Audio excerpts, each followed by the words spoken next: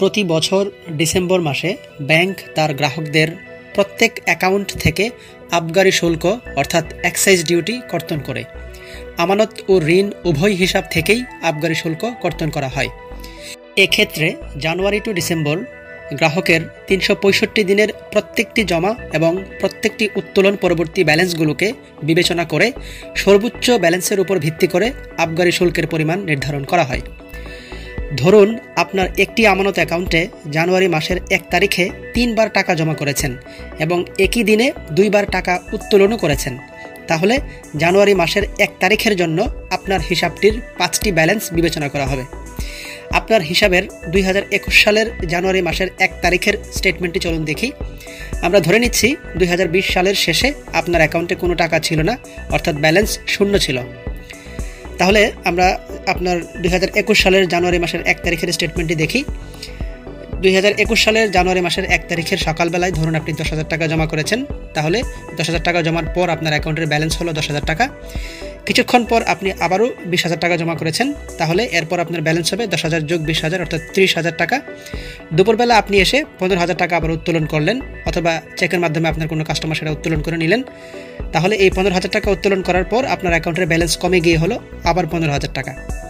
বিকালবেলা আপনি আবার ৫,০০০ টাকা জমা করার পর আপনার অ্যাকাউন্টের ব্যালেন্স বেড়ে গিয়ে হলো ২০,০০০ টাকা। দিনের শেষের দিকে আপনি আবার ৮,০০০ টাকা উত্তোলন করলেন এবং আপনার ব্যালেন্স কমে গিয়ে আবারও হয়ে গেল ১২,০০০ টাকা। তাহলে ২০২১ সালের জানুয়ারি মাসের ১ তারিখে আপনার অ্যাকাউন্টের আমরা ৫টি ব্যালেন্স পেলাম: ১০,০০০ টাকা, ৩০,০০০ টাকা, ১৫,০০০ টাকা, ২০,০০০ টাকা এবং ১২,০০০ টাকা। এভাবে ৩৬৫ দিনে যদি মোট ১২০০টি লেনদেন হয়ে থাকে, তাহলে আপনার এই অ্যাকাউন্টে ১ বছরে ১২০০টি ব্যালেন্স পাওয়া যাবে। এই ১২০০টি ব্যালেন্সের মধ্যে সর্বোচ্চ ব্যালেন্সটি বিবেচনা করে আপনার অ্যাকাউন্টের আবগারি শুল্ক নির্ধারণ করা হবে। ব্যালেন্স বিবেচনা করে একটি আমানত হিসাব বা ঋণ হিসাবকে ৬টি স্তরের যে কোনো একটিতে ফেলা হয় এবং সে অনুযায়ী আবগারি শুল্ক আদায় করা হয়। যেমন প্রথম স্তরে আপনার ঋণ বা আমানত হিসাবের সর্বোচ্চ ব্যালেন্স যদি ১ লক্ষ টাকার মধ্যে হয়ে থাকে, তাহলে আপনার জন্য কোনো আবগারি শুল্ক নেই, অর্থাৎ আপনাকে কোনো আবগারি শুল্ক পরিশোধ করতে হবে না। আর আপনার আমানত বা ঋণ হিসাবের সর্বোচ্চ ব্যালেন্স যদি ১ লক্ষ ১ টাকা থেকে ৫ লক্ষ টাকার মধ্যে হয়ে থাকে, তাহলে আপনার জন্য আবগারি শুল্ক হবে ১৫০ টাকা।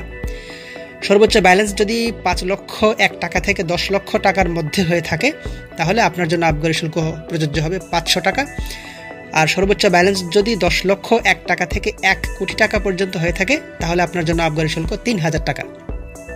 আপনার হিসাবের সর্বোচ্চ ব্যালেন্স ১ কোটি ১ টাকা থেকে ৫ কোটি টাকার মধ্যে হলে আপনার জন্য আবগারি শুল্ক হচ্ছে ১৫,০০০ টাকা।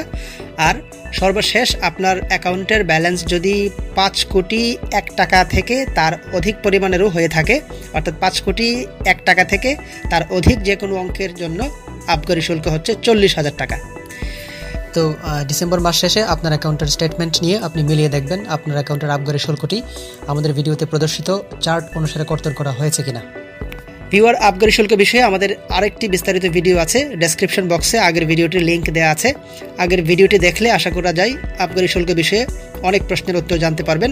তো আমাদের এই বর্তমান ভিডিওর এই চার্ট থেকে এবং আমাদের লিঙ্কে দেওয়া ভিডিওটি থেকে আপনারা আশা করি আবগারি শুল্ক বিষয়ে A to Z উত্তর পেয়ে যাবেন।